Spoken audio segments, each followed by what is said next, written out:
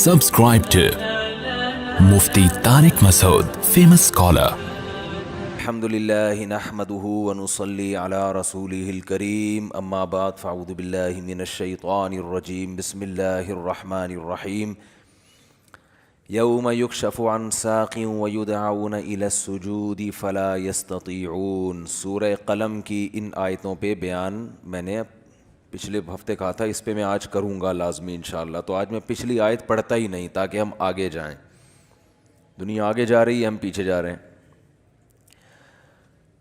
تو اللہ تعالیٰ نے ارشاد فرمایا کہ جس دن اللہ اپنی پنڈلی کو ظاہر کریں گے، جو اللہ ہی جانتا ہے ان چیزوں میں متشابہات میں ہے، اس کی کیفیات ہمیں معلوم نہیں ہے، ان میں بحث کرنا بھی ناجائز ہے۔ اللہ اپنی تجلی ظاہر کریں گے تو اس میں اتنی اٹریکشن ہوگی، اس میں لوگ ایسے مبہوت ہو جائیں گے کہ سجدے میں گر جائیں گے۔ اس وقت سجدہ کرنے میں مزہ آئے گا، لذت محسوس ہوگی۔ فرمایا لیکن کچھ لوگ ایسے ہوں گے جن کی کمر تختے کی کر دی جائے گی اور وہ سجدہ کرنا بھی چاہیں گے تو نہیں کر سکیں گے۔ یہ کون لوگ ہوں گے؟ فرمایا یہ وہ لوگ ہوں گے جن کو دنیا میں سجدے کے لیے، نماز کے لیے بلایا جاتا تھا، وہم سالمون، اس وقت ان کی کمر صحیح تھی، تختے کی نہیں تھی۔ یہ کمر جھکا سکتے تھے، سجدہ کر سکتے تھے، نماز پڑھ سکتے تھے۔ اس سے اندازہ ہوتا ہے کہ اللہ کی نظر میں دنیا میں جب ہمیں سجدے کے لیے بلایا جاتا ہے تو ہم اس کو ہلکا لیتے ہیں، لیکن اللہ کی نظر میں اس کی بہت بڑی قیمت ہے، بہت ویلیو ہے اللہ کی نظر میں اس کی۔ اس لیے خوب اچھی طرح سمجھ لیں کہ نماز کو ہلکا نہیں سمجھنا چاہیے۔ آج ہمیں بے نمازیوں کے بارے میں افسوس نہیں ہوتا، وہ تو پڑھتے ہی نہیں ہیں۔ نمازیوں کے بارے میں افسوس ہوتا ہے کہ جو نمازی بھی ہیں نا، تو وہ بھی اپنی نماز کی ایسے حفاظت نہیں کرتے جیسے اللہ نے حکم دیا ہے۔ انہوں نے بھی ایک سائیڈ میں ایک چیز رکھا ہوا ہے کہ جب سارے کاموں سے فارغ ہو گئے تو چلو کیا پڑھ لیتے ہیں؟ نماز پڑھ لیتے ہیں۔ یہ جو قرآن میں اللہ نے فرمایا یوم وہم کیا ہے؟ یوم یکشف عن ساق ویدعون الی السجود فلا یستطیعون خاشعۃ ابصارهم ترہقہم، نہیں یہ آیت میں یوم یکشف عن ساق ویدعون الی السجود فلا یستطیعون، آگے کیا ہے؟ خاشعۃ ابصارهم ترہقہم ذلہ وقد كانوا يدعون الى السجود وهم سالمون۔ فرمایا دنیا میں انہیں سجدے کے لیے بلایا جاتا تھا، تو یہ کب بلایا جاتا ہے؟ اذان۔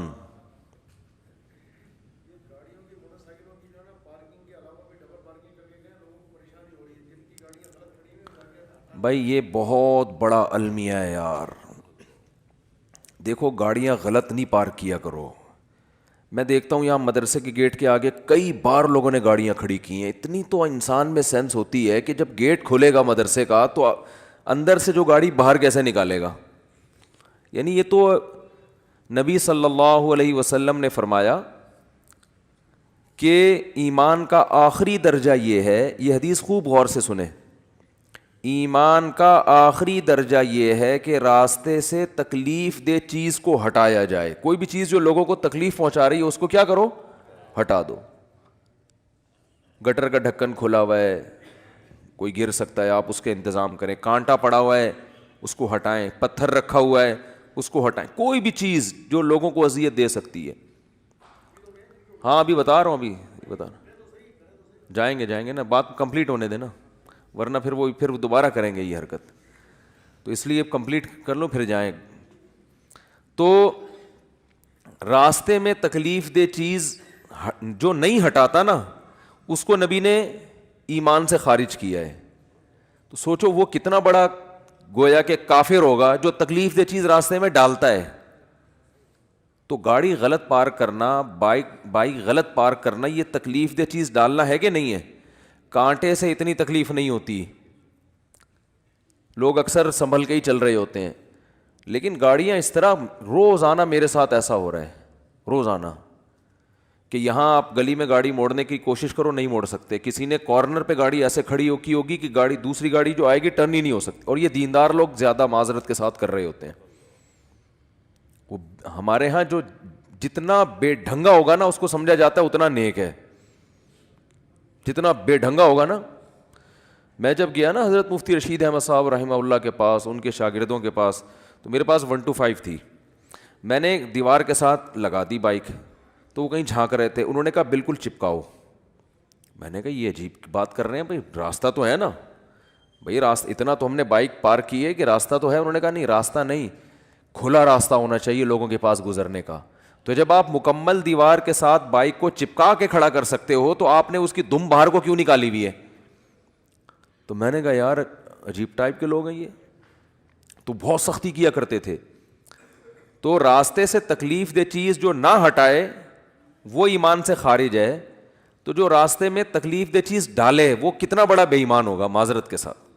تو ابھی تو آپ لوگوں سے غلطی سے اس لیے میں کہہ رہا ہوں کہ اب جس نے غلط گاڑی پارک کی ہے وہ اٹھے گا ہی نہیں نا ہمیں آپ نے بے ایمان کا فتویٰ لگا دیا. تو ہم اچھا گمان رکھتے ہیں آپ نے جان کر نہیں کیا ہوگا، غلطی سے کیا ہوگا، بلکہ آپ نے گاڑی صحیح پارک کی ہوگی یا بائک صحیح پارک کی ہوگی، کسی نے ہٹا دی ہوگی. تو جن جن نے غلط پارک کی ہے جا کے ذرا گلی کھولیں، جا کے اٹھ جائیں. ہم لوگ دیکھ بھی نہیں رہے، آنکھیں بند کر لو بھائی، ہم نہیں دیکھ رہے. شاباش شاباش. اور آئندہ اس سے توبہ کریں. تو پیچھے سے تو دیکھ سکتے ہیں نا. اچھا، تو بائکیں جو ہے نا بالکل چپکا کے کھڑی کیا کریں دیوار سے، اور گاڑی بھی. اور گاڑی تو سامنے روڈ پہ کھڑی کرتے ہیں، ابھی کیمرے لگے ہوئے ہیں الحمدللہ چاروں طرف، ہم نے ٹھیک ٹھاک سیکیورٹی کا انتظام کیا ہوا ہے جو اسباب کی دنیا میں. تو چور بھی انشاءاللہ بھاگے گا نہیں، کہیں بھی پکڑا جائے گا. اور یہاں بھی کیمرے لگے ہوئے، وہ دیکھو وہ بھی لگا ہوا ہے، یہ بھی لگا ہوا ہے، دیکھ رہے ہیں. تو کسی کی جیب میں ہاتھ ڈالنے سے پہلے، کیونکہ جیب کترے بھی ہیں یہاں پہ، ان کو پتہ ہی نہیں ہوتا کہ کیمرہ لگا ہوا ہے. تو ہر طرح کیمرے لگے ہوئے ہیں جو ایک ظاہری اسباب ہو سکتے ہیں. اور سیکیورٹی گارڈ بھی بیٹھے ہوئے ہیں. کچھ سیکیورٹی گارڈ تو آپ کو وردی میں جو نظر آ رہے ہیں نا اسلحہ کھلا لے کے گھوم رہے ہیں، کچھ یہیں بھی بیٹھے ہوئے ہوتے ہیں، سمجھ رہے ہو. تو آپ میں سے کسی کو نہیں پتہ ہے کہ ادھر کس کی پینٹ میں کیا رکھا ہوا ہے اور کس کی شلوار میں کیا رکھا ہوا ہے. تو خیر بات کیا چل رہی تھی؟ بات چل رہی تھی نماز. ہو سکتا ہے میرے بھی آواز بھی اسلحہ لگایا وہ میں نے. تو ہم بھی اتنے نیک نہیں ہیں جتنا آپ سمجھتے ہو ہم کو، سمجھ رہے ہو نا. نیک سے مراد جو بالکل ہی بیوقوف لوگ سمجھتے ہیں نا.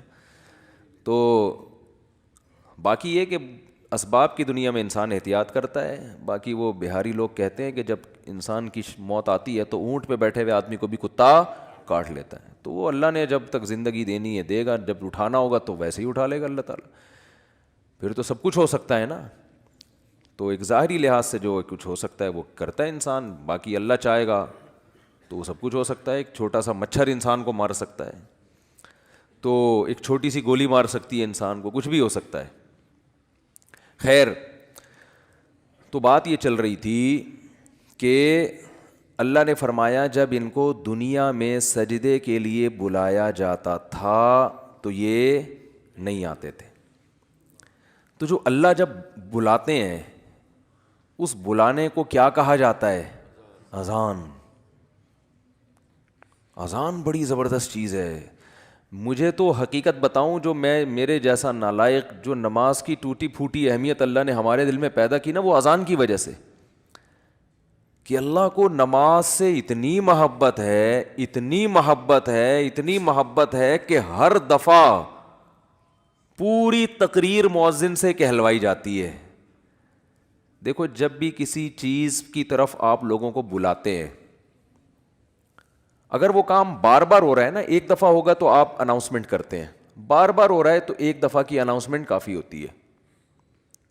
ایک دفعہ کی، جیسے آپ کی جب جاب لگتی ہے تو آپ کا باس آپ کو ایک دفعہ بتا دیتا ہے کہ بھئی 8 بجے سے ٹائم شروع ہوگا اور شام 4 یا 5 یا 8 بجے تک آپ کی. ایک دفعہ اناؤنسمنٹ کیا ہے؟ بولو نا، کافی ہے، بس بتا دیا بھائی، سگنیچر لے لیے کہ بھئی یہ ٹائمنگ ہے. آپ یہ 9 بجے عام طور پہ دفتر میں 9 بجے کا ٹائم ہوتا ہے، اور گورنمنٹ کے جو دفتر ہیں 3:30 پونے 4 بجے کا ٹائم ہوتا ہے اس میں شام کو. چھٹی کا ٹائم 4 بجے، پونے 4 بجے حاضری ہوگی اور 4 بجے چھٹی. بعض دفعہ تو آنے کا ٹائم 4 بجے ہوتا ہے, جانے کا صبح 9 بجے ہوتا ہے واپس, یعنی الٹا بھی چل رہا ہوتا ہے, جو پریکٹیکلی ہو رہا ہے نا, کہ اس ٹائم پر آئے کہ جب جانے کا ٹائم گزر چکا تھا. ٹھیک ہے نا, 4 بجے جانے کا ٹائم تھا, 5 بجے پہنچ رہے ہیں. تو گورنمنٹ میں اللہ کا شکر ہے بہت ساری ہمارے ہاں سہولتیں ہیں الحمدللہ. تو ابھی بات سے بات نکلتی ہے, چھوڑو اس کو یار, بات تو سجدے کی چل رہی تھی نا. تو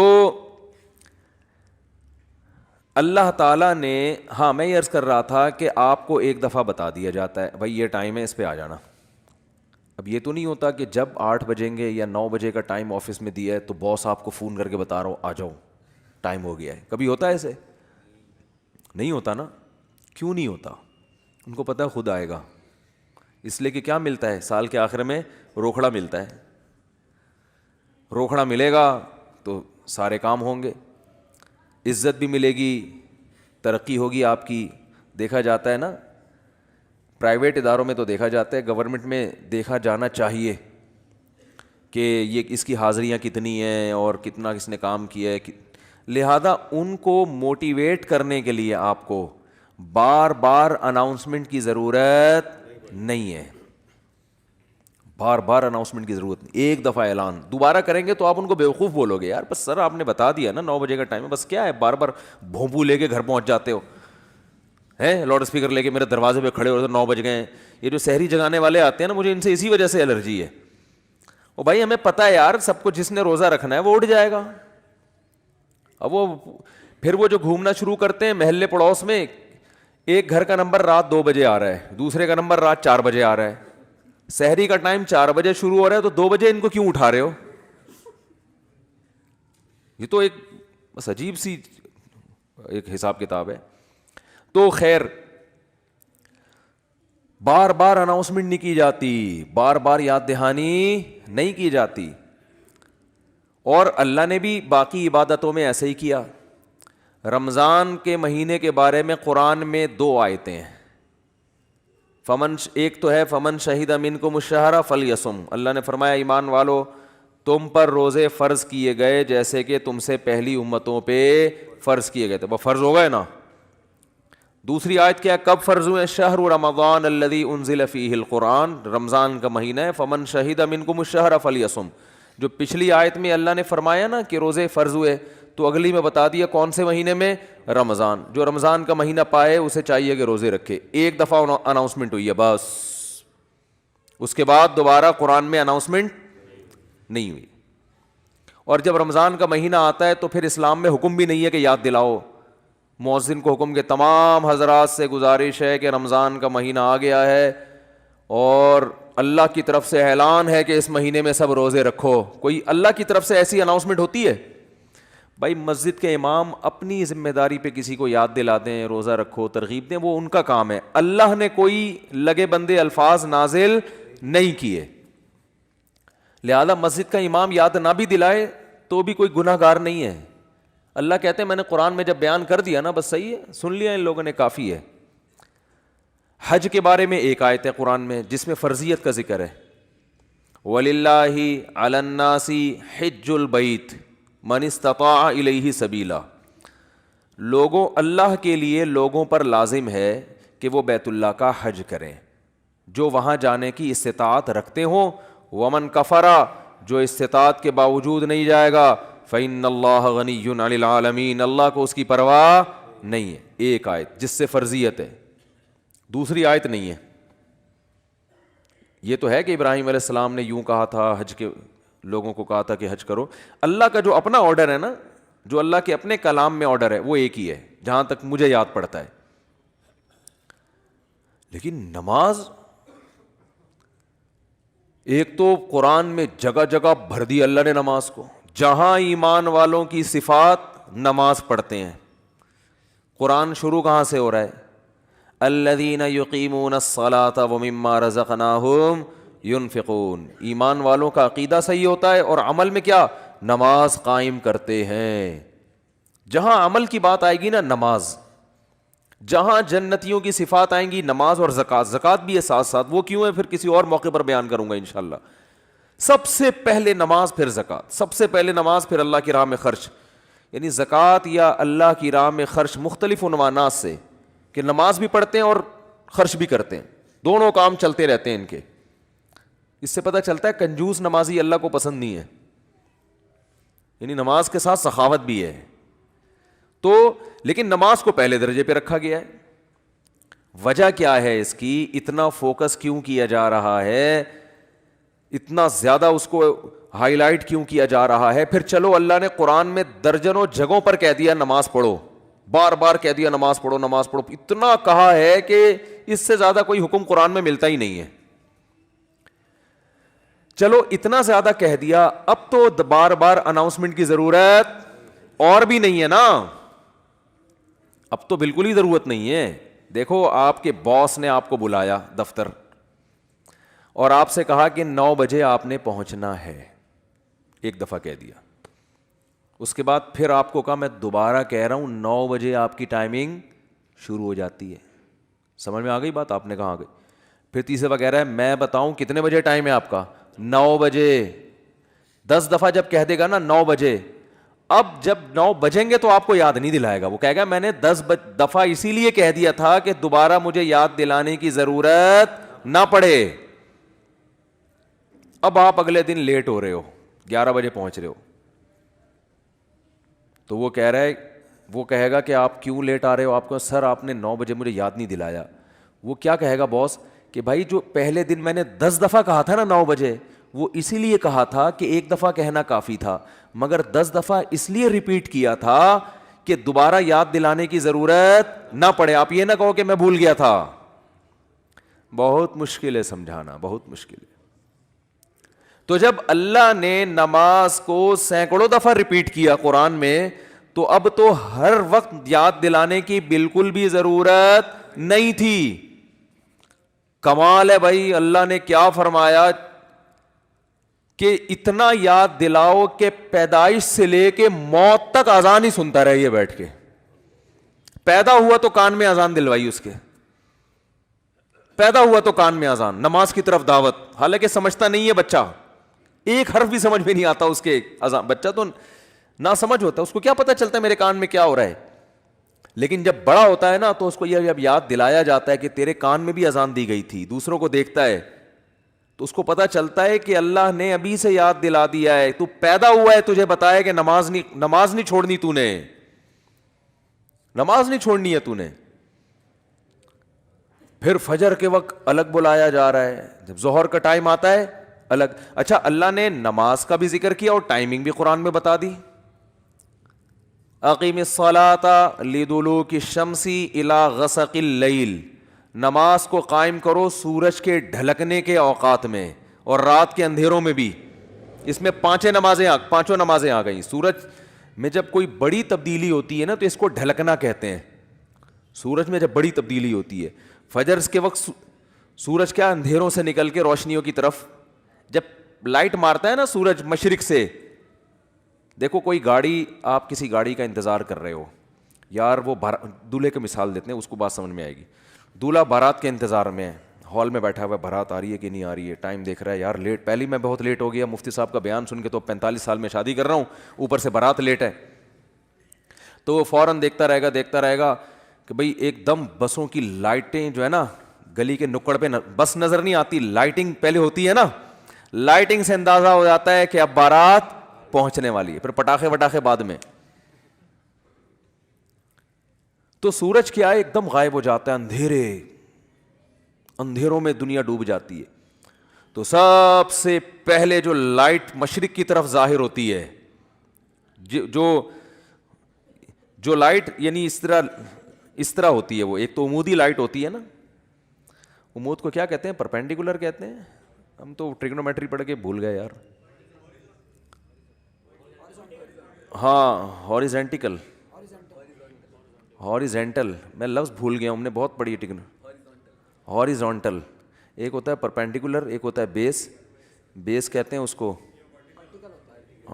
بال چھوڑ ٹریگنومیٹری پھر بعد میں پڑھیں گے. بھی ایک لائن، ایک روشنی یوں آتی ہے، پھر ایک روشنی ایسے. جو یہ روشنی ہے نا اس کو صبح کاذب کہتے ہیں. صبح کاذب، یہ جھوٹی صبح ہے، یہ اس کی علامت نہیں کہ سورج آ رہا ہے ابھی.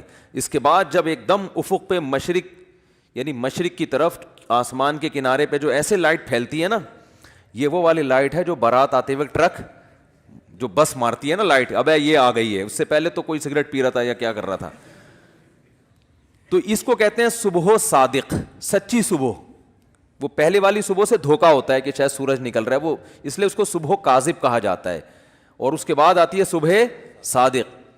تو وہ جو لائٹ مشرق کی طرف پھیلتی ہے نا ایسے لمبائی میں، وہ اس کی علامت ہوتی ہے کہ اب وہ اندھیرے ختم. ایک دم سورج ایک ڈھلکنا شروع ہو رہا ہے نا، ایک دنیا میں ایک بہت بڑی چینجنگ آ رہی ہے. تو اللہ نے فرمایا جیسے ہی دنیا میں یہ چینجنگ آئے گی، تبدیلی آئے گی اس سے، سورج کے ڈھلکنے سے، تم نے کیا کرنا ہے اس موقع پر؟ نماز قائم کرنا ہے، اپنے رب کو یاد کرنا ہے میرا رب مجھے رات کے اندھیروں سے نکال کے دوبارہ. کتنی بڑی خدا کی قسم، یہ سورج کا طلوع ہونا اتنی بڑی نشانی ہے اللہ کے وجود کی. ایتھیس اور ملحد پاگل ہوتے ہیں. مجھے لوگ کہتے ہیں ملحدوں پہ کو معاف کر دیں، بیان نہ کریں آپ، بہت بیان ہو گیا ملحدوں پر.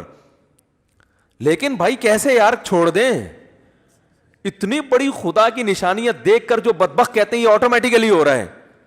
اور یار ایسا سسٹم، اتنا ایندھن اس کے اندر، ایسی روشنی، کیسا جیسے آپ تکے کو گھماتے ہیں نا جب پکاتے ہیں، کوئلے پہ جب تکا پکاتے ہیں ادھر سے پک گیا اب کیا کرو؟ گھماؤ. یہ خود بخود گھومتا ہے؟ گھمانا پڑتا ہے. یا ایسا سسٹم لگانا پڑے گا کہ گھومے. وہ سسٹم کوئی لگا کے دیتا ہے. تکے میں خود بخود اتنی عقل نہیں ہوتی کہ کروڑوں سال میں ترقی کرتے کرتے ایسا بن گیا کہ آٹومیٹک گھومنا خود بخود ہی شروع. یہاں سے پک گیا اب یہاں سے پکاؤ ہے بھائی، یہاں سے تو پک گیا اب کیا کرو؟ اب یہاں سے پکاؤ مجھے. تکا خود بخود کروڑوں سال میں بھی اتنا ذہین نہیں ہوتا. تو یہ سورج اور زمین اتنے ذہین کیسے ہو گئے کہ سورج گیا اور پوری دنیا کو لائٹ دیتا دیتا ساری دنیا میں کی فصلیں اگاتا، وٹامن ڈی پرووائڈ کرتے کرتے کرتے کرتے ابھی سورج امریکہ والوں کو نواز رہا ہے. اس وقت یہاں رات ہو رہی ہے نا، امریکہ میں دن ہے. سورج وہاں جا کے گوروں کو وٹامن ڈی دے رہا ہے، ان کی فصلوں میں جان پیدا کر رہا ہے. ہمارا نمبر ابھی ہم تکے کی وہ والی سائڈ ہے جو انگارے کے دوسری طرف گئے ہوئے ہم لوگ. بھئی یہاں سے تو زمین پک گئی ہے، اب اس کو تھوڑا سا اندھیرے میں رکھو، اس کو پکانے کی ضرورت نہیں ہے. اب میرے اس طرح پکانے کی باتیں کرنے سے ایتھیس کو تپانے کا کام ہو رہا ہے. حقیقت ہے نا، جب سورج پکا رہا ہے اور ایتھیس ہمیں تپا رہا ہے، خود بھی تپ رہا ہے الٹی باتیں کر کے. تو یہ بھائی کیسا خوبصورت نظام ہے یار. سورج کا جو طلوع ہے نا خدا کی قسم یہ اللہ کی بہت بڑی نشانی ہے. لاکھوں کروڑوں سال ہو گئے سورج کی حرکت میں کوئی تبدیلی نہیں ہو رہی. کتنا بڑا آگ کا ایندھن ہے، آگ کا ایندھن زمین سے لاکھوں گنا بڑا. اتنی آگ اتنا ایندھن کہاں سے آ گیا؟ اسٹیل مل میں جو ایندھن جس سے لوہا پگھلایا جاتا ہے یہ آٹومیٹکلی پیدا ہو گیا، یہ اس کو پیدا کیا گیا ہے، یہ تو ڈالا جاتا ہے نا اس میں بھٹیوں کو جلانے کے لیے. سورج میں کہاں سے آ گیا؟ اتنی آگ برسا رہا ہے اور ایسی لائٹ ہے اس کی کہ آپ جب سورج کی روشنی ہوتی ہے آپ کے ہزار وولٹ کے بلب فیل ہو جاتے ہیں، اس کو پتہ ہی نہیں چل رہا ہوتا کہ جل رہے ہیں کہ بجھ رہے ہیں. تو کیا تن تناتا ہوا شان کے ساتھ مشرق سے نکلتا ہے.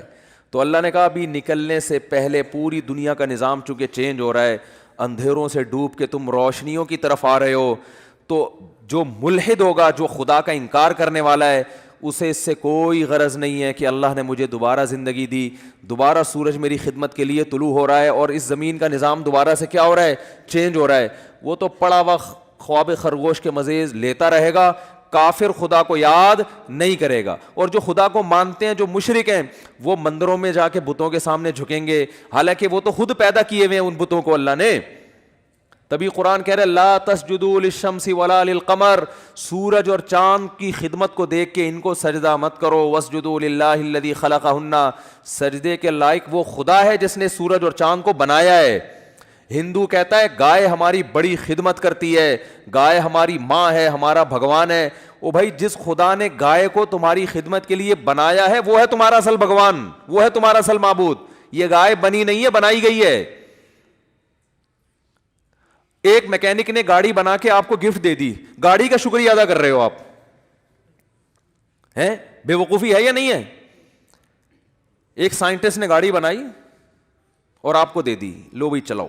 ریوو بنائی, ریوو اس لیے کہہ رہا ہوں کہ مثال تو اچھی دینا آدمی. میں نے کہا ہے نا کہ دیکھو بعض لوگ, دیکھو غریب ہونا تو کوئی برائی ہے نہیں, ہمارے نبی صلی اللہ علیہ وسلم دنیا کے مسکین تھے. سوچ کا غریب ہونا کیا ہے؟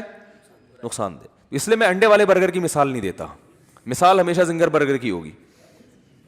کیا کھاؤ بے شک انڈے والا برگر, جیب میں دیکھو پیسے ہیں تو انڈے والا کھا لو, زنگر کے ہیں تو لیکن مثال ہمیشہ کس کی دو؟ زنگر کی. تو مثال اچھی گاڑی کی دینی چاہیے. اور اس میں ایک اور حکمت بھی ہے جو کبھی اور کسی اور وقت بتائیں گے انشاءاللہ. تو آپ کو کسی نے, کمپنی نے ریوو دے کے نا آپ کو گفٹ دے دی, لے بھائی.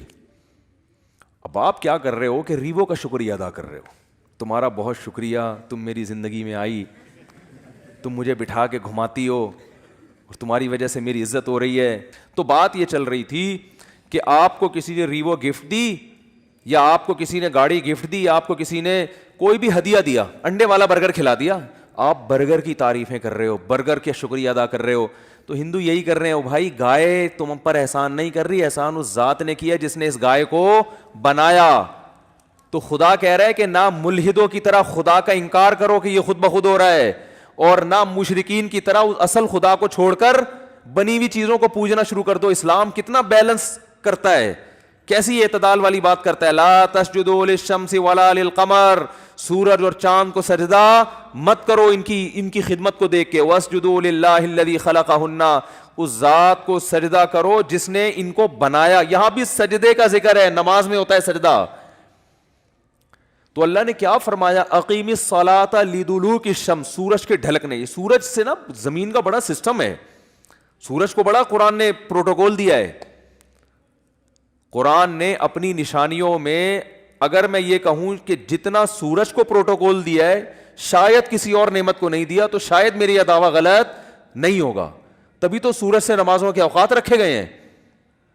روزہ بھی سورج دیکھ کے ہوتا ہے, سورج غروب ہوگا تو روزہ افطار ہوگا, سورج طلوع ہونے سے پہلے روزہ بند ہوگا, نمازیں سورج کے اوقات پر. تو یہ کیا ہے؟ اس لیے کہ دلوک کہتے ہیں ڈھلکنا. تو اللہ نے ڈھلکنے کے اوقات اس لیے رکھے کہ اس وقت دنیا میں بڑی بڑی تبدیلیاں آ رہی ہوتی ہیں, بڑی بڑی تبدیلیاں. رات کے اندھیرے دور ہونا شروع ہو جاتے ہیں, بہت بڑی چینجنگ دنیا میں آتی ہے جس کا پوری دنیا پہ بھی اثر پڑتا ہے, آپ کی باڈی پہ بھی اثر پڑتا ہے, پوری دنیا کے نظام پہ اثر. وہ کیا ہے؟ سورج کی جو کرنیں ہیں, مشرق سے بھی سورج کے طلوع ہونے کا ٹائم ہوا ہے, آپ کو روشنی دیکھ کے اندازہ ہو جاتا ہے کہ اب صبح ہونے والی ہے اور اس زمین کے نظام میں تبدیلی آنے والی ہے. تو عقل مند لوگ کیا کرتے ہیں؟ اللہ نے فرمایا اس موقع پر تم نے کس کو یاد کرنا ہے؟ اللہ کو یاد کرنا ہے. کس طرح؟ جس طرح اللہ کہتا ہے میں بتاؤں گا اس طرح یاد کرنا ہے. کیونکہ اگر اللہ نہ بتاتا کس طرح یاد کرنا ہے, پھر ہم عبادت کے وہ طریقے نکال لیتے جو غیر مسلموں نے نکالے ہوئے ہیں, عجیب عجیب سے. جب انسان کو پتہ نہیں ہوتا نا کیسے عبادت کرنی ہے, تو لوگوں کی رائے پہ چھوڑ دیا جاتا. فرض کریں اسلام کہتا بھائی صبح سورج کے طلوع ہونے سے پہلے, صبح صادق کے بعد تم نے عبادت کرنی ہے. کیسے کرنی ہے؟ ہر آدمی اخپل طریقے سے کرے. تو لوگوں کے الگ الگ کانسیپٹ ہوتے. کچھ ایسے عبادت کرتے, وہ کہتے ہیں ہم اللہ کے لیے میلے کچھ ایلے رہیں گے. یہ بھی ایک نظریہ ہے لوگوں میں. برما میں گیا, بدھسٹ نظر آئے, 6 مہینے سے کہا جاتا ہے کہ نہائے نہیں ہیں. یہ ان کا خیال ہے کہ اس طرح بھگوان کیا ہوتا ہے؟ خوش ہوتا ہے, نہائے نہیں. کچھ ایسا کرتے کہ ننگ دھڑنگ رہنے کو عبادت سمجھتے. یہ بھی آپ کو بعض مذاہب میں ملے گا, وہ کہتے ہیں ہم تو برہنہ پیدا ہوئے تھے بھائی, یہ لباس تو نیچر کے خلاف ہے. وہ بھی کچھ دن پہلے میں نے فیس بک پہ ایک انٹرویو دیکھا, شکر ہے وہ آگے میز لگائی ہوئی تھی انہوں نے.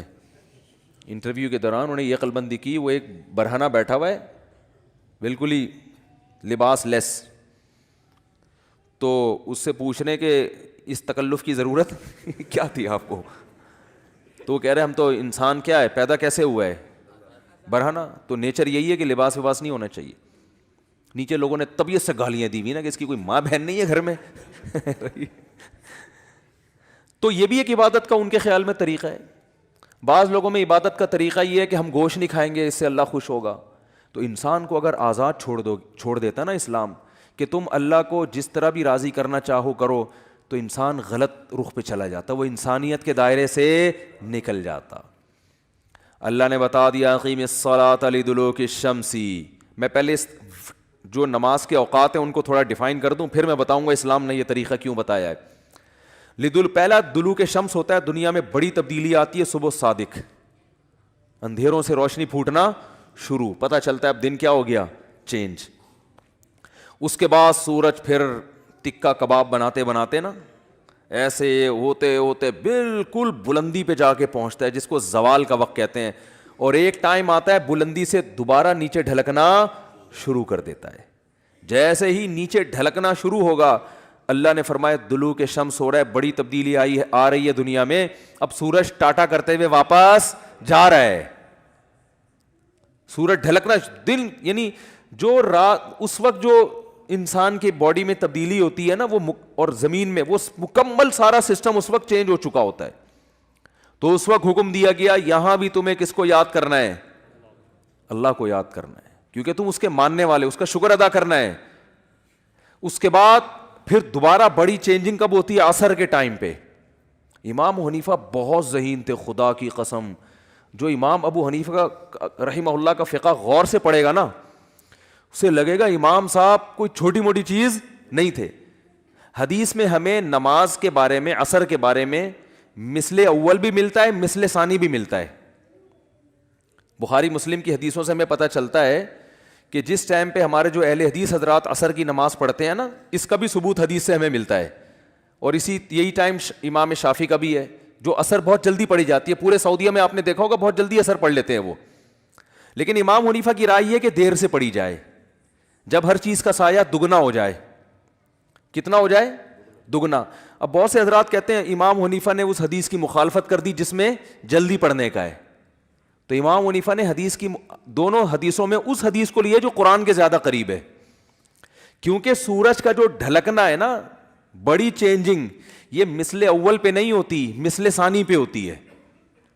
یعنی جب ہر چیز کا سایہ آپ نے 1 فٹ کا اسکیل رکھا زمین پہ, جب اس اسکیل کا سایہ اتنا ہو جائے, دیکھیں جب سورج بالکل اوپر ہوتا ہے, اس بات کو ذرا ٹیکنیکل طریقے سے سمجھیں, سورج بالکل سر پہ ہوتا ہے تو ہر چیز کا سایہ 0 ہو جاتا ہے. کتنا ہو جاتا ہے, اگر آپ خط استوا پر ہوں, ایکویٹر پہ ہو نا, تو سورج جب بالکل آپ کے سر پہ ہوگا تو 1 فٹ اسکیل اگر ہے اس کا سایہ کتنا ہوگا, 0, کیونکہ بالکل اوپر ہے نا. اب جب ذرا سا ڈھلکے گا تو جیسے ہی تھوڑا سا ڈھلکا ہے ظہر شروع, اس پر پوری امت کا اتفاق ہے. پھر ڈھلکتے ڈھلکتے جب اس چیز کا سایہ اتنا ہو جائے جتنی وہ چیز ہے, یعنی 1 فٹ چیز کا سایہ 1 فٹ ہو جائے, تو جمہور علماء کہتے ہیں عصر کا ٹائم شروع ہو گیا. اور بخاری کی حدیث بھی ہے اس پر.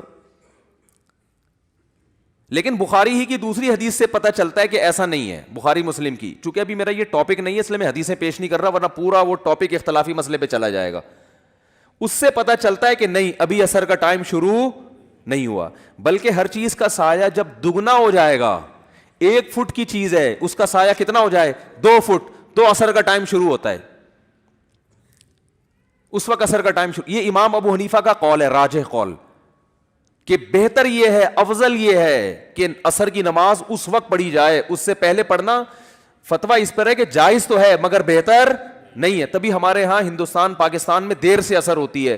عرب کنٹریز میں چونکہ فقہ حنبلی کو فالو کرتے ہیں نا, شافعی اور حنبلی, وہ جلدی اہل حدیث بھی جلدی پڑھتے ہیں. لیکن قرآن میں اگر آپ غور کرو گے تو قرآن سورج کے ڈھلکنے پر, اور یعنی کوئی بڑا تغیر ہونا چاہیے زمین میں, تو وہ جو بڑی چینجنگ ہے نا اس وقت نہیں ہوتی جب ہر چیز کا سایہ ایک مثل ہو, بلکہ وہ اس وقت ہوتی ہے جب ہر چیز کا سایہ کیا ہو, 2 مثل. اس وقت ٹائم بہت چینج ہو چکا ہوتا ہے. جب ہر چیز کا سایہ ایک مثل ہوتا ہے تو ٹائم میں چینجنگ نہیں ہوتی. یعنی ایک عام آدمی سے آپ پوچھیں گے تو وہ ٹائم بتا بھی نہیں سکتا, یعنی وہ اندازہ بھی نہیں لگا سکتا کہ یہ ظہر ختم ہوئی ہے یا عصر شروع ہوئی ہے کہ نہیں ہوئی ہے.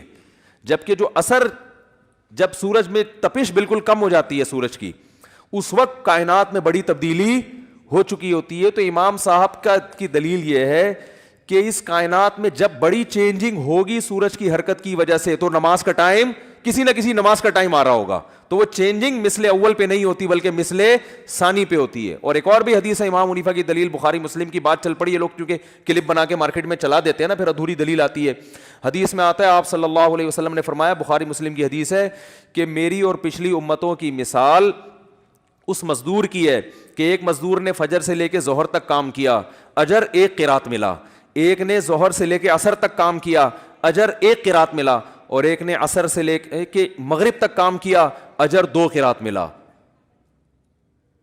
تو آپ نے فرمایا کہ عمل قلیلا و اجر کثیرا, جو فجر سے لے کے ظہر تک کام کر رہا ہے بہت زیادہ کام کرے گا مگر اجر کتنا؟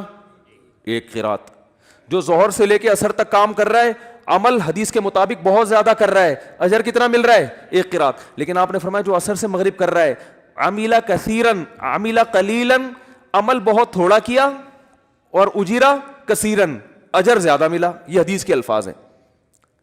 تو پچھلی امتیں کیا ہیں؟ یہود و نصارہ. یہودیوں نے فجر سے لے کے ظہر تک عمل کیا, عمل 1 روپیہ ملے گا ان کو, ایک مثال دے رہا ہوں روپے سے. عیسائی نے بھی بہت لمبا عمل کیا ظہر سے عصر تک, عمل ثواب کتنا مل رہا ہے؟ 1 روپیہ. اس امت نے بہت تھوڑی دیر عمل کیا مگر اجر کیا مل رہا ہے؟ دگنا. تو یہود و نصارہ اللہ سے کہیں گے اللہ ہم عمل زیادہ کر رہے ہیں اجر کم, یہ عمل کم کر رہے ہیں اجر زیادہ. تو اللہ فرمائیں گے کہ میں تم پہ ظلم نہیں کر رہا, تمہیں تمہارے عمل کا پورا بدلہ دے رہا ہوں. اس امت کو تھوڑے عمل پہ جو میں اضافی دے رہا ہوں تو یہ میری مرضی ہے, یہ میرا فضل ہے. بھائی ایک مزدور سے 1 گھنٹہ گڑھا کھدوائیں, اجرت طے ہوئی 100 روپے, وہ دے دیا آپ نے. اس سے آدھا گھنٹہ گڑھا کھدوا کے اجرت طے 100 تھی لیکن آپ نے 500 روپے پکڑا دیے, تو 100 والا اعتراض تھوڑی کرے گا. آپ کہیں گے بھائی تمہیں تو پوری اجرت مل گئی نا, اب یہ ہماری اس سے تعلقات ہیں, ہم نے اس کو ڈبل دے دیا. تو یہ مثال فٹ بیٹھ ہی نہیں سکتی کہ اگر ہم عصر کو مثل اول پہ پڑھیں گے, کیونکہ پھر ظہر اور عصر کا جو فاصلہ ہے وہ اور عصر اور مغرب کا فاصلہ تقریباً برابر ہو جائیں گے. نہیں آ رہی بات سمجھ میں؟ اس سے پتہ چلتا ہے عصر اور مغرب کا فاصلہ کم ہے اور ظہر اور عصر کا زیادہ ہے. تو یہ حنفیہ جو امام ابو حنیفہ جو ٹائم بتاتے ہیں نا عصر کا, اس ٹائم پر تو یہ مثال فٹ بیٹھتی ہے. اور جو جمہور کا مسلک ہے کہ جلدی پڑھنا, اگر اس میں عصر کو اصل وقت مانا جائے تو اس پہ یہ مثال فٹ بیٹھتی نہیں ہے, کیونکہ اس میں ظہر عصر اور عصر مغرب کا فاصلہ تقریباً برابر ہو جائے گا, یہ مثال ہی نہیں منطبق ہوتی. تو اس لیے 1-2 حدیثیں سن کے مجتہدین سے بدگمان مت ہوا کرو اور فنڈر بننے کی کوشش مت کیا کرو کہ حدیث بھی پیش کی, حدیث نمبر بھی پیش کر دیا, حوالہ بھی پیش کر دیا, اب کیا رہ گیا سوائے اندھی تقلید کے. او بھائی اندھی تقلید نہیں ہے, یہ تقلید علی وجہ البصیرہ ہے. جس امام کو ہم فالو کر رہے ہیں نا وہ چھوٹا موٹا امام نہیں ہے, وہ بہت ذہین ہے, اور وہ سب سے پہلے قرآن کو فوکس کرتے ہیں. اور قرآن سے بھی پتہ چلتا ہے کہ سورج کے ڈھلکنے میں جو اوقات میں بڑی تبدیلی آنی چاہیے, بڑی تبدیلی مثل اول پہ نہیں ہوتی بلکہ مثل ثانی پہ ہوتی ہے. دیکھو نا صبح صادق کے وقت بہت بڑی تبدیلی ہوئی ہے نا, اندھیرا ختم ہو رہا ہے, سورج نکلنے والا ہے. ظہر کے وقت بہت بڑی تبدیلی ہوئی ہے, سورج بالکل فل تماتم چمک رہا ہے, ٹھیک ہے نا. مغرب کے وقت بھی بڑی تبدیلی ہوئی ہے, ایک دم کیا ہو گیا, پورا سورج ہی مارکیٹ سے شارٹ ہو گیا, لیکن ابھی روشنی اس کی باقی ہے افق میں. عشاء میں کیا ہے, وہ روشنی بھی ختم, سورج اپنے تمام تر لوازمات کے ساتھ مارکیٹ سے شارٹ ہو گیا ہے. یہ بڑی تبدیلی ہے, یعنی جو اس کے لوازمات تھے, روشنی کی کرنیں باقی تھی, وہ بھی ختم. تو عصر میں بھی بڑی تبدیلی ہے کہ جو سورج میں تپش تھی نا, تیزی, وہ تیزی سورج میں کیا ہو گئی ہے, ختم ہو گئی ہے. تو وہ جب دیر سے اثر ہوگی تو اس میں ہوتی ہے, ہاں اتنی دیر نہ ہو کہ مکروہ وقت شروع ہو جائے. تو خیر یہ تو درمیان میں غریبی میں بات آ گئی. تو میں یہ عرض کر رہا تھا کہ اللہ نے جب سورج ڈھلکنا شروع ہوتا ہے, اللہ نے کیا کہا, آؤ نماز کو قائم کرو.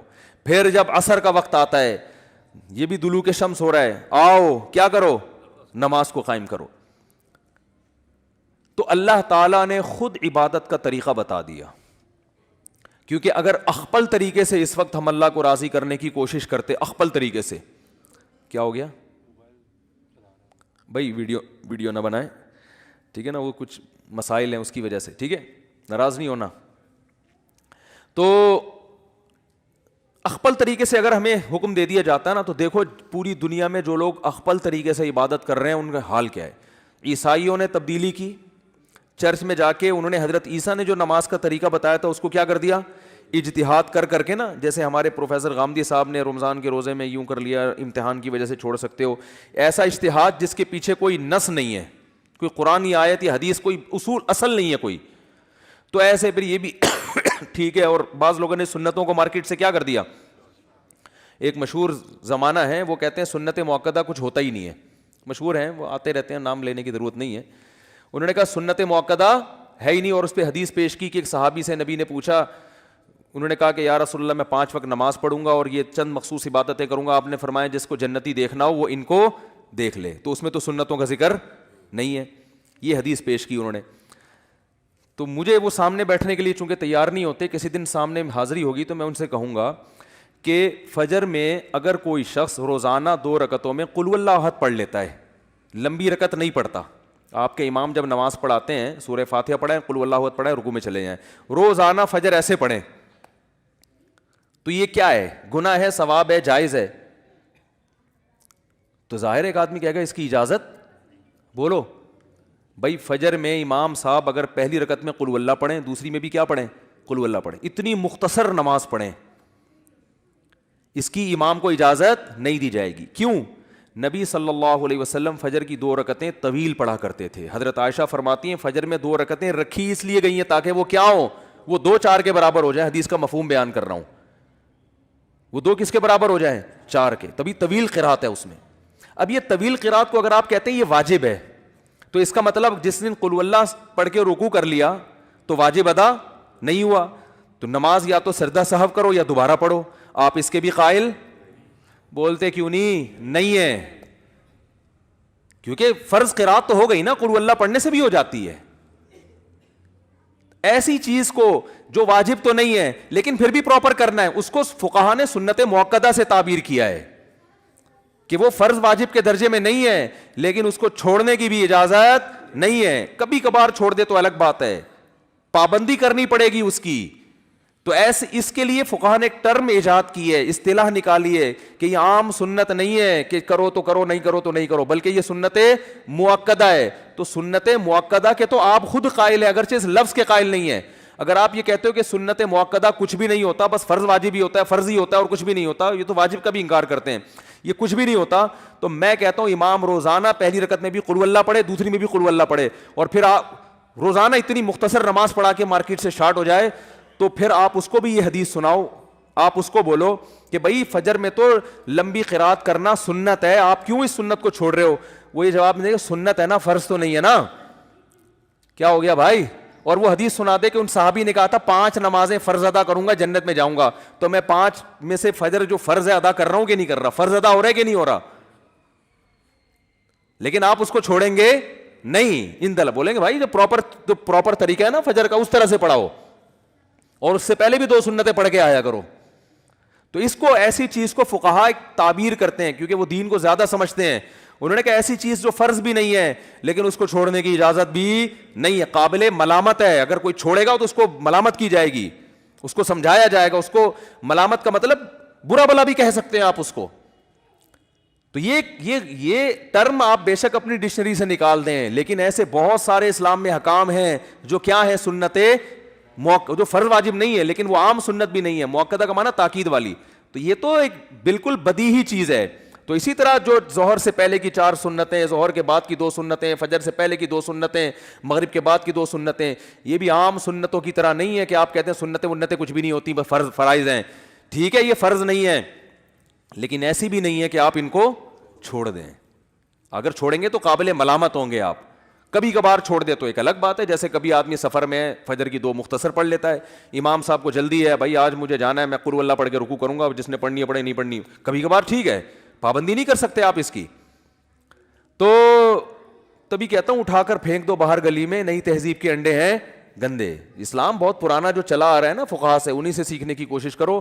نئی چیزوں سے متاثر ہونے کی بالکل بھی ضرورت نہیں ہے. حدیثوں کے لیبل ان کو نمبر یاد ہوتے ہیں بس, حدیث کی روح ان کو پتہ نہیں ہوتی. تو خیر یہ درمیان میں ہم قیام و طعام چلتا رہتا ہے نا ہمارا, ہم نے کہا تھا بیان میں جب درمیان میں قیام طعام آتا رہے گا. تو اصل ٹاپک سے ہم ہٹتے ہیں لیکن دوبارہ آتے ہیں, کوشش کرتے ہیں. تو اللہ نے کیا فرمایا کہ ہاں میں یہ عرض کر رہا تھا کہ اللہ نے ہمیں ہم پر نہیں چھوڑا کہ جیسے چاہو پڑھو, ہم پہ چھوڑ دیا جاتا. اتنی آرا رائے سامنے آتی, کوئی کہتا ہے گندا رہنا عبادت ہے, کوئی کہتا ہے کہ ڈیٹول سے جب تک نہیں نہاؤ گے تو عبادت قبول نہیں ہوگی.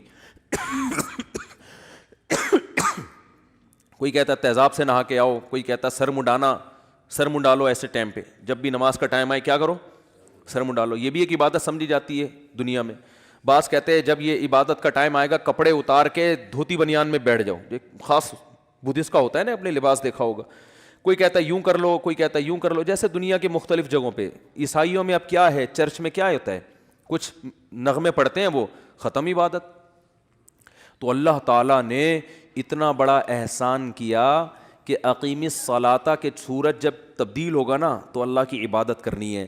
کیسے کرنی ہے وہ اللہ نے ہمیں بتا دی. کیا خاندانی طریقہ بتایا ہے, اس سے زیادہ خاندانی طریقہ دنیا میں کسی مذہب کے پاس نہیں. شروع کہاں سے ہوتی ہے, ایک تو ٹائم کون سا رکھا, سورج کے طلوع ہونے سے پہلے. بدماش آدمی اٹھ ہی نہیں سکتا اس ٹائم پہ ہے. فجر سے پہلے اٹھنا کس کا کام ہے, شریفوں کا کام ہے نا. لوگ کہتے ہیں نا ارلی ان دا مارننگ اٹھ جاتا ہے, اس کا مطلب بندہ شریف ہے.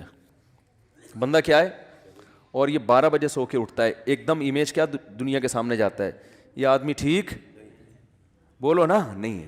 تو سب سے پہلا جو ٹائم رکھا ہے نا نماز کا, وہ بڑا خاندانی, وہ ٹائم دنیا میں کسی کے پاس ہے ہی نہیں. وہ ٹائم کسی کو گفٹ ہی نہیں, عبادت کے لیے ہبا ہی نہیں ہوا. وہ ہے طلوع آفتاب سے پہلے, سورج نکلنے سے پہلے.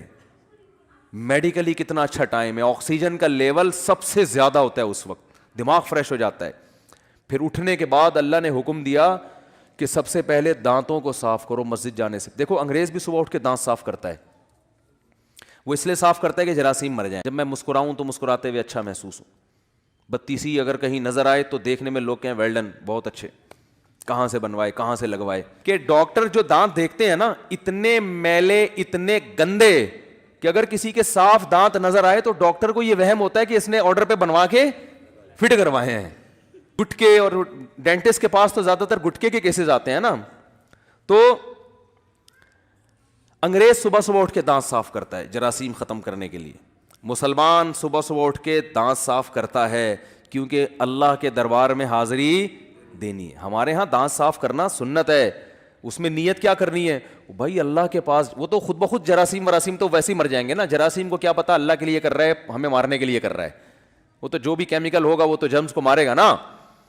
لیکن ہم نیت کیا کرتے ہیں کہ اللہ ہم تیرے دربار میں حاضری دینے کے لیے جا رہے ہیں. تو اللہ نے کہا کہ میلے کچیلے دانتوں کے ساتھ مت آنا, خدا کا دربار ہے بھائی, دانتوں کو صاف کرو. تبھی نبی صلی اللہ علیہ وسلم سرہانے پہ مسواک رکھ کے سوتے تھے. صبح اٹھتے ہی نبی نے جو سب سے پہلا کام کرنا ہے, اٹھنے کی دعا پڑھنے کے بعد دانتوں کی صفائی. کس کے لیے, نماز کے لیے. اس کے بعد ہاتھوں کو دھونا ہے. یہ اللہ کا ایک ایک چیز اللہ کا حکم ہے نا. فاغسلوا وجوہکم وایدیکم الی المرافق, اے ایمان والو جب نماز کا ارادہ کرو تو پہلے اپنے چہروں کو, حدیث میں قلی کرنے کا بھی حکم ہے, 3 دفعہ ناک میں پانی ڈال کے 3 دفعہ صفائی کی ہے. ناک کی صفائی ہو رہی ہے, کس کے پاس حاضر ہو رہے ہیں. یہ عبادت کا طریقہ کسی دنیا میں کسی کے پاس ہے, اور یہ انسان کا بنایا ہوا ہو ہی نہیں سکتا. کیونکہ انسان کے بنائے ہوئے جو ہم نے دیکھے ہیں نا, ان میں یہ حسن و جمال نہیں ہے. اور محمد صلی اللہ علیہ وسلم جو نہ کسی یونیورسٹی میں پڑھے نہ اسکول میں پڑھے, وہ کیسے اتنا اچھا طریقہ نکال سکتے ہیں بھائی. اور ایسے عربوں کو بیان کر رہے ہیں جن کے ہاں سب سے مہنگی چیز پانی تھا.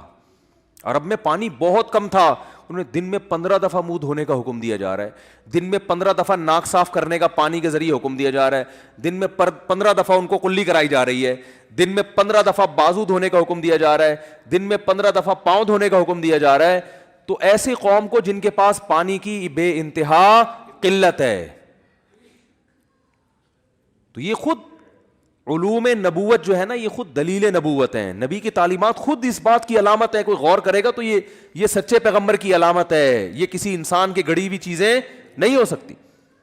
تو کیسے صبح صبح دانت صاف کیے, کلی کی, غرارے کیے, ناک میں 3 دفعہ اچھی طرح سے پانی ڈالا, پھر 3 دفعہ اچھی طرح سے چہرے کو دھویا, اور وہمی نے 36 دفعہ دھویا. اگر وہمیوں کو بھی آپ شامل کر لیں تو پھر تو صفائی ہی صفائی ہے. پھر جناب بازو دھوئے, پھر سر کا مسا. سر کو دھونے کا حکم کیوں نہیں دیا کہ ایک کام پوری زندگی کرنا ہے تو دھونے میں ٹینشن زیادہ ہے. بال آپ نے رکھے ہوئے, سکھانے پڑیں گے آپ کو, ٹائم لگے گا اس میں, سردی ہے, بعض دفعہ بیمار ہو جاتا ہے, تو آسان, یعنی صفائی کو بھی پیش نظر رکھا جا رہا ہے اور آسانی کو بھی. کتنی ٹینشن میں نہ ڈال دو, ٹینشن میں. تو سر کے بارے میں کب مسح کر لو, پاؤں کو دھونے کا حکم دیا, اور پھر اس کے بعد مسجد میں آتے ہیں. عبادت کا طریقہ کتنا خوبصورت بتایا ہے کہ ایک شخص امام بنے گا اور باقی صف بستہ ہو کے اس کے پیچھے کھڑے ہو جائیں گے. آپ صلی اللہ علیہ وسلم جب مسجد میں آتے تو صحابہ کو دیکھ کے فرماتے ہیں الا تصفون کما تصف الملائکہ, تم ایسے صفیں کیوں نہیں بناتے جیسے فرشتے صفیں بناتے. اللہ کو ڈسپلن اتنا پسند ہے کہ فرشتے بھی جب اللہ کی عبادت کرتے ہیں اللہ کہتے ہیں لائن میں لگ کے کرو. تو صبح صبح ڈسپلن سکھایا جا رہا ہے کہ نہیں سکھایا جا رہا. اور جتنا بد نظم مسلمان ہے دنیا میں, اتنا بولتے کیوں نہیں بھائی, کوئی کام لائن میں لگ کے نہیں ہوتا, کوئی کام. اور پھر نبی جب صفیں سیدھی ہوتی نا تو آپ صلی اللہ علیہ وسلم بہت اہتمام سے اس کو لائن کو بالکل سیدھا کرتے تھے, کہیں کسی کا سینہ آگے نہ نکلا ہوا ہو, کہیں پیچھے نہ ہو, بہت سیدھی لائن ہوتی تھی. اور اتنی تاکید کی, فرمایا کہ اگر تم اپنی صفوں کو سیدھا نہیں کرو گے اس بات کا خطرہ ہے تمہارے دل اللہ ٹیڑھے کر دے گا آپس میں. ایسے لائن بنا کے صبح صبح ایک امام وہ سورہ فاتحہ پڑھ کے اللہ سے پھر وہ الفاظ بتا دیں کہ ورڈنگ کیا ہونی چاہیے تمہاری. وہ شروع کہاں سے ہوگی؟ الحمدللہ رب العالمین, تمام تعریفیں اس اللہ کے لیے جو تمام جہانوں کا پالنے والا. اس سے زیادہ خدا اور معبود کی تعریف کے اس سے اچھے الفاظ ہو نہیں سکتے. اور پھر عربی میں اس میں ویسے ہی ایک روحانیت, ایک حسن ہے. میں کہتا ہوں اگر اللہ ہمیں عبادت کا حکم دیتا کسی اور زبان میں, وہ چاشنی جو مزہ الحمدللہ رب العالمین کہنے میں ہے, خدا کی قسم یہ عربی میں ہی مزہ آئے گا, کسی اور زبان میں یہ لذت اور چاشنی ہے ہی نہیں. عربی تو ایسی زبان ہے, گالیاں بھی دے رہا ہوں نا لوگ ہاتھ اٹھا کے دعا مانگنا شروع کر دیتے ہیں.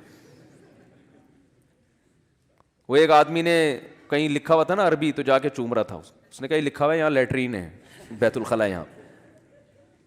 وہ ایک آدمی کہیں گالیاں دے رہا تھا عربی کسی کو, واللہ انت, اب تو میں گالیاں تو نہیں دوں گا نا یہاں بیٹھ. تو وہ دوسرا کہتا ہے پاکستانی, کیا میرے لیے بھی دعا کرنا یار, آپ اس کے لیے اتنی دعائیں دے رہے ہیں. زبان میں لذت ہے, چاشنی ہے.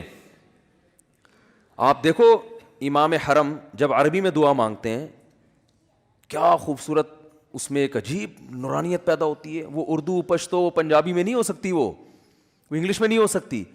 ایسی زبان کی اللہ نے سلیکشن کی. آپ دوسری زبانوں کو اٹھا, ہندو کی دیکھ لو, وہ چاشنی وہ لذت نہیں ملے گی آپ کو, کسی بھی زبان میں نہیں ہے. قرآن عربی میں انسان پڑھتا ہے, سورہ مریم دیکھو, کاف ہا یا عین صاد, ذکر رحمت ربک عبدہ زکریا اذ نادى ربہ نداء خفیا قال رب انی وہن العظم منی واشتعل الرأس شیبا ولم اکن بدعائک رب شقیا. ایسے خوبصورت الفاظ ہیں کہ جب حضرت جعفر طیار نے نجاشی بادشاہ کے سامنے سورہ مریم پڑھی ہے نا, وہ پھوٹ پھوٹ کے رونے لگا, اس کی داڑھی تر ہو گئی, بھیگ گئی داڑھی. جتنے پادری بیٹھے تھے سارے رونے لگے. میرا جو جمعے کا خطبہ ہے نا انٹرنیٹ پہ پہلے ڈالا ہوا تھا, ہم نے نکال دیا, پھر وہ اس کے نیچے انگریزوں کے کمنٹس میں نے دیکھے کہ یار ہمیں ایک لفظ بھی سمجھ میں نہیں آ رہا مگر یہ مزہ بہت آ رہا ہے اس کو سننے میں. گوروں کے کمنٹ میں نے خود پڑھے ہیں, وہ عربی کا خطبہ, تو وہ خطبہ سمجھ میں نہیں آ رہا پھر بھی مزہ. اور یہ مزہ وہ نہیں ہوتا جو موسیقی میں ہوتا ہے, موسیقی کی لذت اور طرح کی ہے, اور روحانیت کی جو لذت ہے وہ بالکل اس سے الگ ہے. تو خطبہ ہے, کوئی گانا تھوڑی ہے جو اس میں کوئی لذت ہو. کتنے لوگ ہیں تبلیغی جماعتیں جب باہر جاتی ہیں وہ بتاتے ہیں ایسے واقعات کہ کوئی, ہم نے گوروں کو قرآن سنتے ہوئے یہ جو قاری عبد الباسط تھا نا, ضیاء الحق ان کو اپنے ساتھ لے جایا کرتے. ضیاء الحق اپنے ساتھ قاری عبد الباسط کو لے کے جاتے تھے. رشیا لے کر گئے ہیں اپنے ساتھ. قاری عبد الباسط نے وہاں تلاوت کی ہے, رشین دہریے جن کو قرآن کا ایک حرف بھی سمجھ میں نہیں آیا, لیکن ہم چھوٹے تھے اس وقت یہ خبر مشہور ہوئی تھی, کئی دہریے مسلمان ہو گئے کہ یار یہ کیسا کلام ہے یار, اس میں کیا لذت ہے. یہ 1400 سال پہلے اتنا خوبصورت کلام, اور جو پیش کر رہے ہیں وہ لکھنا پڑھنا بولو نہیں جانتے ہو. اور اس کلام کی پھر احکامات کو دیکھ لو, وہ اس سے زیادہ خوبصورت. کیسے پیارے احکام دیے ہیں قرآن نے. وراثت کا حکم اٹھا کے دیکھ لو, نماز کا, زکوٰۃ کا, رشتہ داری جوڑنے کا حکم بھی پیارے, الفاظ بھی پیارے, ورڈنگ بھی پیاری, ان کو پیش کرنے کا طریقہ بھی بہت پیارا. کوئی فحش لفظ نہیں ہے قرآن میں, کوئی بےہودہ لفظ نہیں ہے, کنایوں میں بات کرتا ہے قرآن. کیا ہے زبردست. تبھی تو وہ حضرت جعفر طیار نے جو تقریر کی تھی نا, انہوں نے کہا تھا کہ ہم تو مردار کھاتے تھے.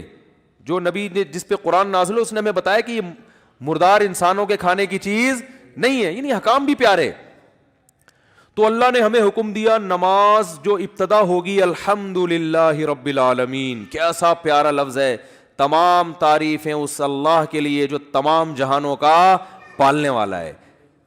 ملحدین کی دم پہ پاؤں رکھ دیا ہے, ٹھیک ہے نا, جو خدا کا انکار کرتے ہیں. ارے ہم انکار نہیں, ہم تو مانتے بھی ہیں, اور صرف خالی پیلی زبان سے نہیں مانتے, اپنی میٹھی ترین نیند کو قربان کر کے. وہ جو مؤذن جو بیچارہ 5,000 10,000 تنخواہ لے کے حی علی الصلاۃ کہہ رہے ہیں نا, دو بڑے بڑے تھانے دار بھی بعض دفعہ بلاتا ہے نا ایس ایچ او, پبلک نہیں جاتی کہ بھئی آپ کو ایس ایچ او نے بلایا تو آپ چونکہ ڈی ایس پی کے بیٹے ہیں آپ فون کر دیتے ہیں کہ میں نہیں آ رہا.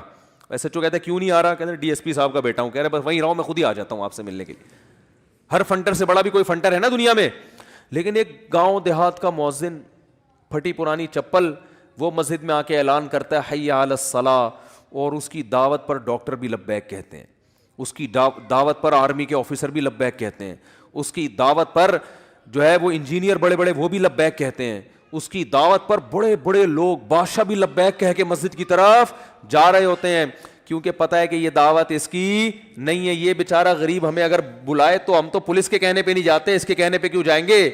ان کو یقین ہوتا ہے کہ یہ دعوت کس کی طرف سے دی جا رہی ہے, حی علی الصلاۃ کی, یہ خدا کی طرف سے دعوت دی جا رہی ہے. تو ملحد تو اللہ کو لغت سے ہی نکالا ہوا ہے, اور نمازی نے ایسا ڈکشنری میں ڈالا ہوا ہے کہ اپنی میٹھی ترین نیند ایک عام گنوار دیہاتی کی دعوت کی آواز سن کے اپنی نیند کو قربان کر دیتا ہے. اور پھر سردیوں میں وضو کرنا کتنی ٹینشن کا کام ہے, غسل فرض ہو جائے تو غسل کرنا پڑتا ہے, اور وہ ساری تیاری کر کے پراپر طریقے سے. دیکھو آفس جانا آسان ہے, آپ کپڑے پہنو, اوپر سے استری کرو, اندر سے کوئی تھوڑی جھانک کے دیکھے گا باس کے اندر سے بغلیں صاف ہیں بھی کہ نہیں ہے بھائی, اندر سے تھوڑی کوئی چیک کرتا ہے. لہذا آفس تیار ہو کے جانا, شادی میں دولہا بن کے جانا بھی بہت آسان ہے. ڈیٹول سے اپنا منہ یوں یوں یوں کرو, تیزاب تھوڑا سا چھڑکو, بالکل جراثیم صاف, اور یوں چڑھاؤ پہنچ جاؤ, لوگ دیکھیں گے ماشاء اللہ دولہا بڑا چمک رہا ہے. لیکن اللہ نے کہا نا نا نا نا نا, اوپر سے نہیں اندر سے صاف. اوپر سے بھی ہونا ہے, پہلے اندر سے. بال بڑھ گئے ہیں, نماز مکروہ ہوگی. دانت گندے ہیں, نماز مکروہ ہوگی. پیاز کی بو آ رہی ہے, نماز مکروہ ہوگی. اس بو کو ختم کرو. گٹکے نسوار کی بو آ رہی ہے, ختم, اس کو ختم کرو پہلے. پیشاب کا قطرہ نکل گیا ہے, وضو ٹوٹ گیا آپ کا. نجاست پھیل گئی ہے, اس کو کپڑوں سے دھو, اپنے ازار کو پاک کرو. حالانکہ بھائی نہ بدبو آ رہی ہے نہ کوئی دیکھ رہا ہے, نہ آپ کے کپڑوں پہ چونکہ پیشاب لگا ہوا ہے, پبلک تو نہیں دیکھ رہی, نہ بو آ رہی ہے, کپڑے گندے ہیں, اس کو صاف کرو. تبھی تو نمازی بیٹھا ہوتا ہے واش روم میں شلواریں کندھوں پہ لٹکا کے رگڑ رہے ہوتے ہیں. جو وہمی ہوتے ہیں وہ زیادہ ہی کر رہے ہوتے ہیں. ورنہ کیا مسئلہ ہے, انگریزوں کی طرح ہم بھی جائیں واش روم میں, ایک جناب پیشاب کیا اور نکلے. گورے تو میں نے تو دیکھا ہے, باہر ملکوں میں گیا ہوں, گورے تھوڑی اتنی ٹینشن کے بیٹھے ہوئے انتظار کر رہے ہیں کہ کب قطرے آنا ختم ہوں گے پھر ہم استنجا کر کے باہر نکلیں گے. گورا کیا کرتا ہے, جایا کھڑے کھڑے اس نے پیشاب کیا, چھینٹیں پڑوسیوں پہ پڑ رہی, ویسے اتنے صاف نیٹ کلین گورے جو ہے نا, ویسے آپ دیکھو ایسے ہر چیز.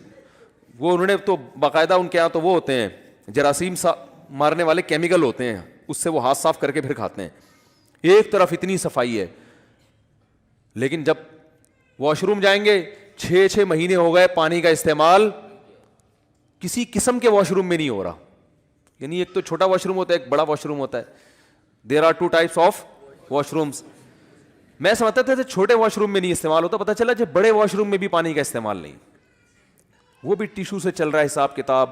اللہ نے کہا نا نا نا نا نا, یہ دنیا نہیں دیکھ رہی, میرے سامنے آؤ گے نا تو نیٹ اینڈ کلین ہو کے آنا ہے. تبھی واش روم میں انسان ٹائم لگاتا ہے, بھائی پیشاب کے قطرے ختم ہو جائیں پھر استنجا کروں گا, ورنہ لباس کیا ہو جائے گا, ناپاک ہو جائے گا. وہی قضائے حاجت لگی ہوئی ہے, اس کو پہلے صاف. ہمارے نبی جب صبح غسل کرتے تو پہلے جہاں جہاں گندگی لگی ہے نا, نجاست, اس کو صاف کرتے, اس کے بعد وضو کرتے, پھر آپ غسل کرتے. تو پہلے گندگی کو صاف کرنا ہے. استنجا کا لفظ ہی نہیں ہے گوروں کی لغت میں, یہ لفظ ہی نہیں ہے ڈکشنری میں.